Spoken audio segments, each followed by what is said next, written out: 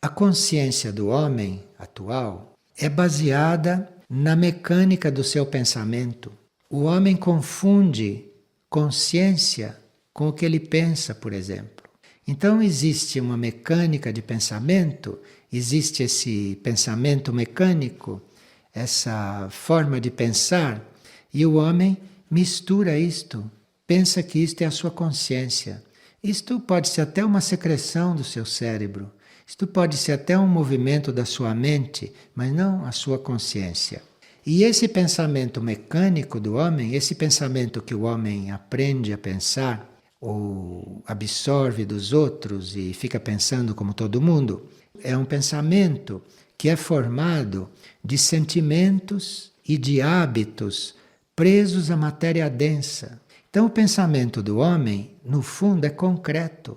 Tudo que o homem pensa é material, porque este pensamento, em parte é mecânico, em parte é uma secreção, é um movimento deste cérebro e desta mente, misturado com sentimentos, misturados com hábitos, misturados com costumes e com experiências. Então é um pensamento bastante confuso.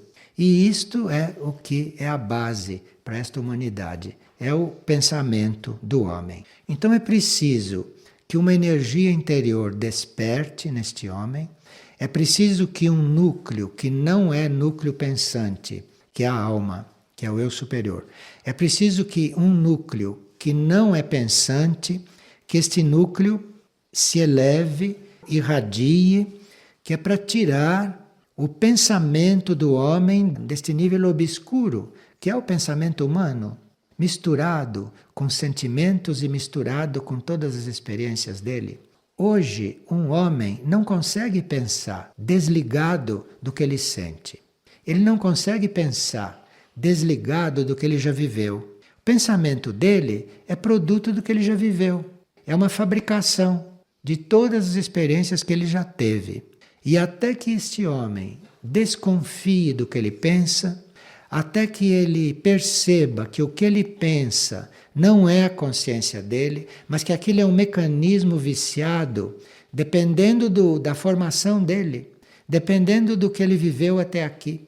Então, este pensamento é que é tido como consciência. E esse pensamento dá nesta desunião que vocês assistem. No pensamento humano, uma coisa é diferente da outra. E quanto mais se pensa, mais se comprova que é mesmo. Então, este caminho do pensamento humano, desta secreção, desta mistura de sentimento com experiência, com capacidade de pensar, isto tem que ser transcendido. Isto tem que ser transcendido porque isto é um círculo sem saída.